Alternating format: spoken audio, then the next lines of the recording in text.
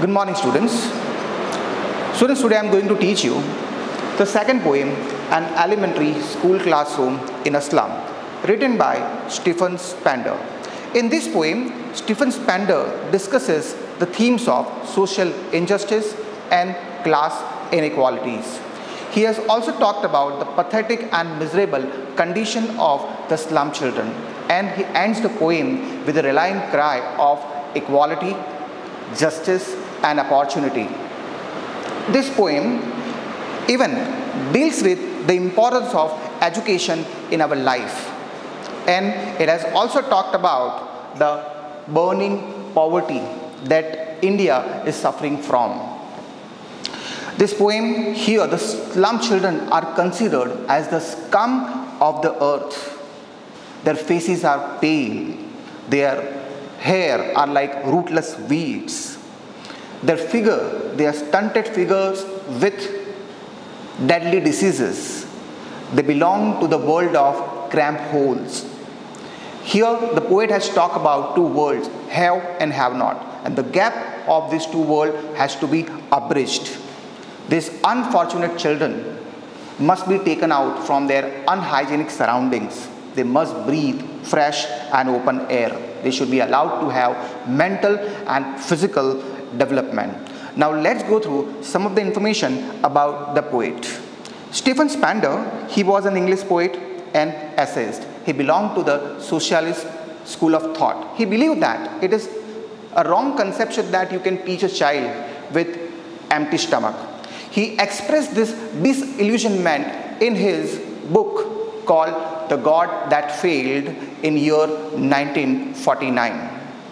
Now let's come to the first stanza of the poem. This poem, the form of the poem is, it is a lyrical poem. It talks about society, where our society is suffering from so many problems. It is a social poetry too. The themes of the poem I have already mentioned, that they are social injustice and class inequality. I'll read the first stanza and then we would go through line by line explanation. Come to the first stanza. Far, far from gusty waves, these children's faces like rootless weeds, the hair torn round their pallor, the tall girl with her weighed down head, the paper-skimming boy with red eyes, the stunted, unlucky heir of twisted bones, reciting a father's gnarled disease, his lesson from his desk. At back of the dean class, one unnoted, sweet and young, his eyes live in a dream of squirrel's game in tree room other than this. Students, the poet has talked about the gloomy and sad faces of slum children in the very first line. He says, far, far from gusty waves. Now, what do you mean by the word gusty waves? Gusty actually denote, it refers to vigor, vitality, and power that these children are actually missing. They are not having this quality in them. They are far from being energetic as they should be. And rootless weed. What do you mean by the word rootless? Rootless means without being attached. They don't have any social value. Rootless here, it means a sense of alienation, a sense of class adrift. They are not having any social heritage or legacy that they can claim as their own. They don't have any foothold in the society. They are living without proper living quarters. They don't have even basic amenities of life. Now weeds. The word weed is what? It is a useless wide plant. It is unwanted in the garden. In the same way, these slum children are also considered to be useless. They are considered as worthless things that need to be removed from society's garden. Now, rootless weed together, what does it describe? These two words are used to describe the hair of the slum children. Their hair around their faces look like weeds that have not actually managed to spread its root to get nutrients from the society. Now, Pallor, hair drawn down their pallor. Pallor means paleness of face. These children have malnourished, they're suffering from malnutrition, their faces are very weak and pale. The tall girl with her weighed down head. Here the poet has said that, what do you mean by the word tall girl? Tall girl means tall girl in an elementary class. Tall girl, it means this girl is actually older than other classmates. And due to her age, she has to share a lot of household work in her family.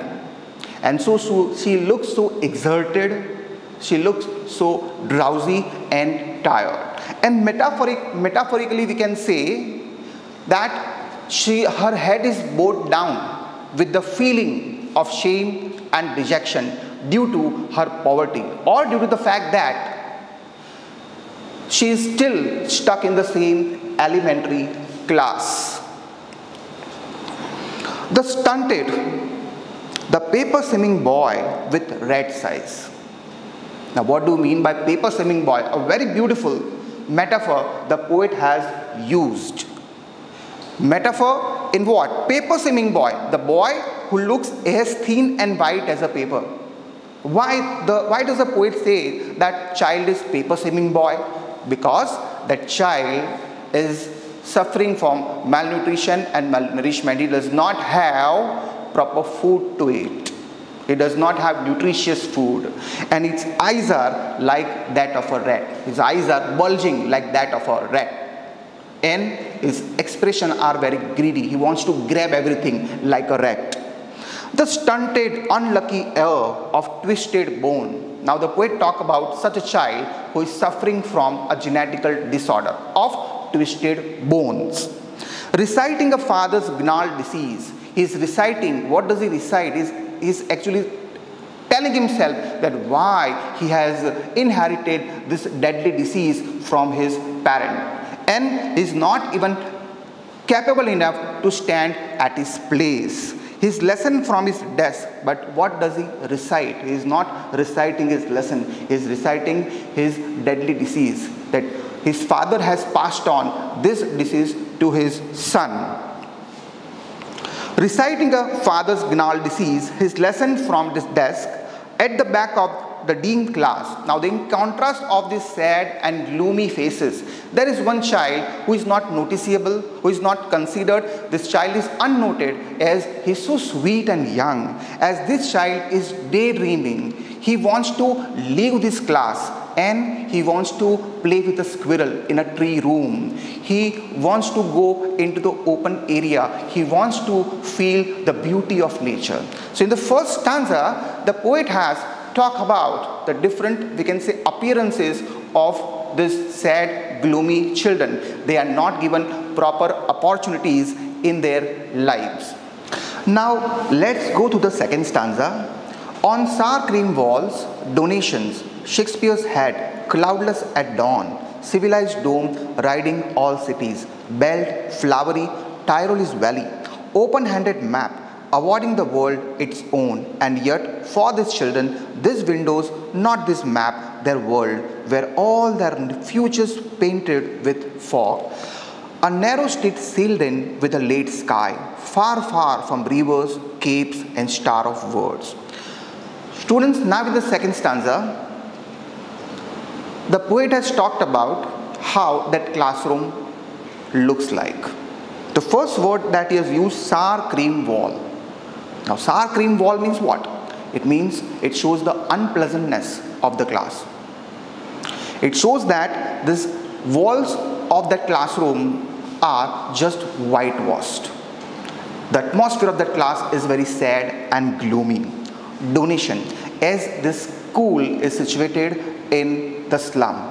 So there is also a donation box on the shelf of the wall. Shakespeare's head. Now Shakespeare's head stands for civilization, culture, knowledge. So the picture of Shakespeare's head also adorns the walls of this classroom. Cloudless at dawn. a cloudless sky at early morning. The beautiful picture of nature is also there in the class. Civilized dome riding all cities. It means the beautiful buildings of different cities are also there.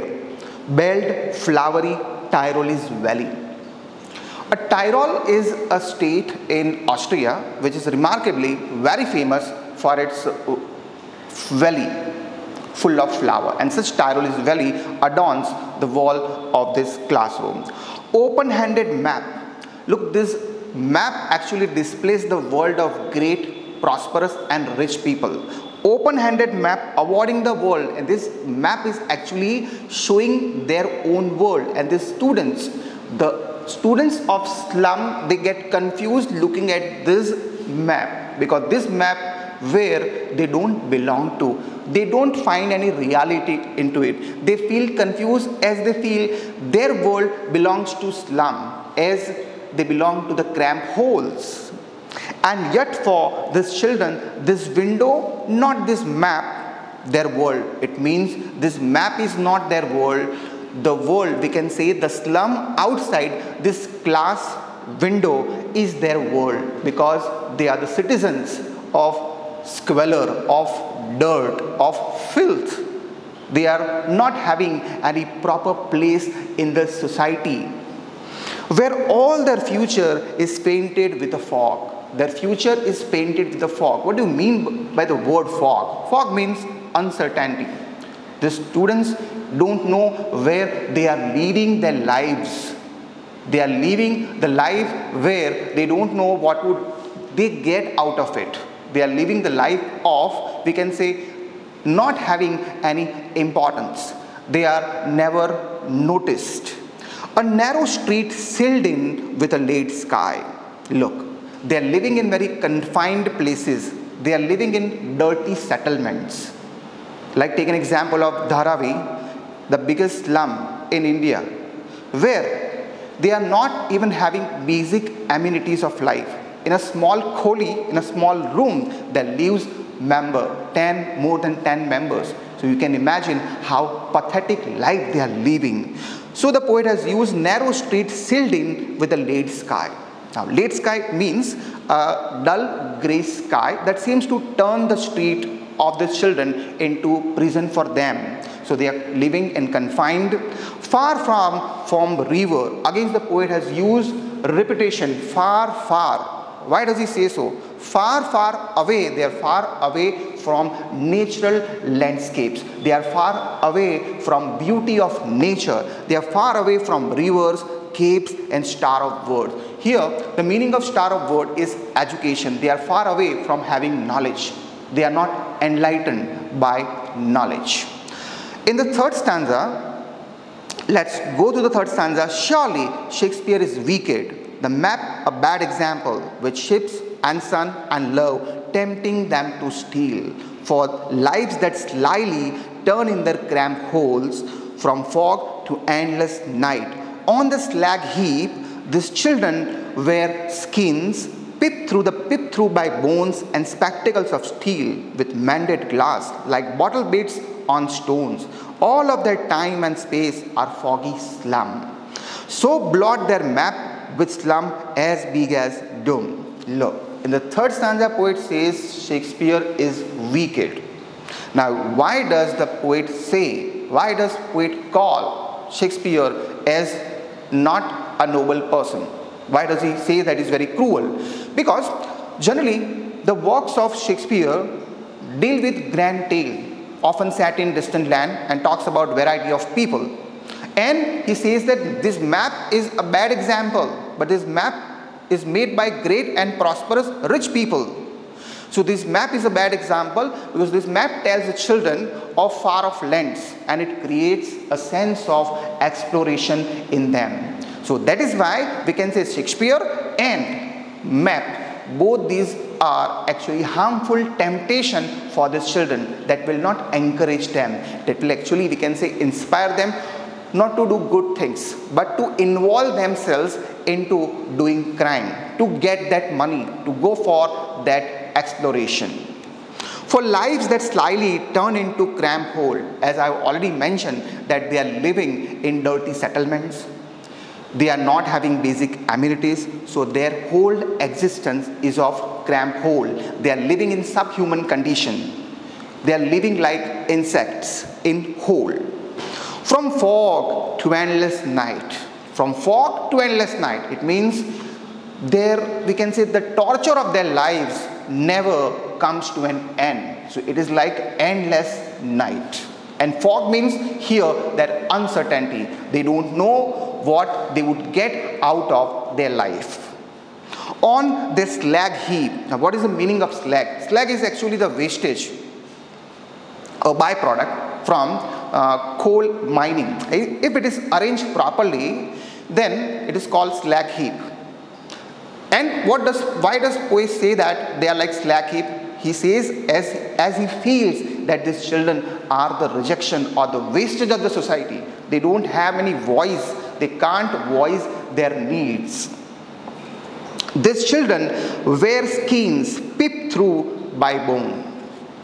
It means these children are suffering from malnutrition and malnourishment. They don't have nutritious food to eat. So the outline of their skeleton can be seen through their skin. And spectacles of steel with mended glass. Some of the children are wearing spectacle that is made of steel, that is very cheap and uncomfortable.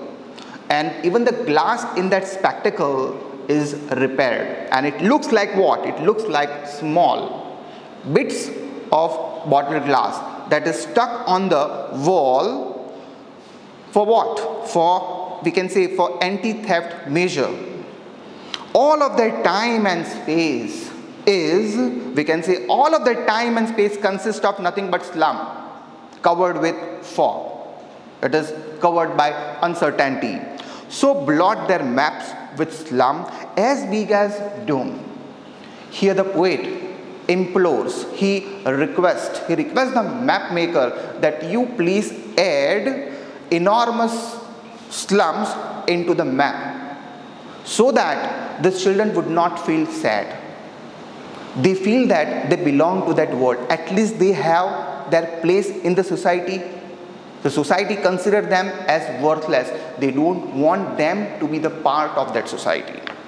Now in the last stanza, unless governor, inspector, visitor, this map becomes their window, and these windows that shut upon their lives like catacombs. Break, oh break open till they break the town, and show the children to green fields and make their world run azure on gold sand, and let their tongues run naked into books. The white and green leaves open, history theirs whose language is the sun. In the last stanza, the poet says, if proper steps are taken by the people in authority, by the people in power, like governor, inspector, then these children would be able to taste the beauty of nature. This map becomes their window, means the map that has been made by these great and rich people. This map should become their reality. They should get some facilities in their lives. They would be the part of the flourished, prosperous society. And this window that shut upon their lives, but the thing is that they are living like dead bodies. Here the word catacombs the poet has used. Catacomb means it is underground graveyard. And I have already explained that they are living in dirty settlement. They are living in confined places where, they are living in constant squalor, dirt, from which they could never come out. So the poet says, break, oh break open till they break the town. The poet requests the society, the people and the authority that it is our responsibility to break the shackles and the wall that don't allow them to enjoy the beauty of nature. Otherwise, what would happen? It would create devastation, destruction and anarchy in the society. These unfortunate these underprivileged children would be the part of doing nothing but heinous crime. And show the children to green field. It is, as society, our responsibility to take them to greener places. They can have the beauty of nature. And make their world run azure on gold sand. Means they can go to golden sand of beautiful beach under the blue sky, and let their tongues run naked. Now what do you mean by let their tongue run naked? Means they can voice their problem. They can say what their problems are. Means they must be given freedom of speech. Books, the white and green leaves. Now the books means the books of white page. It means they should be allowed to have knowledge, education.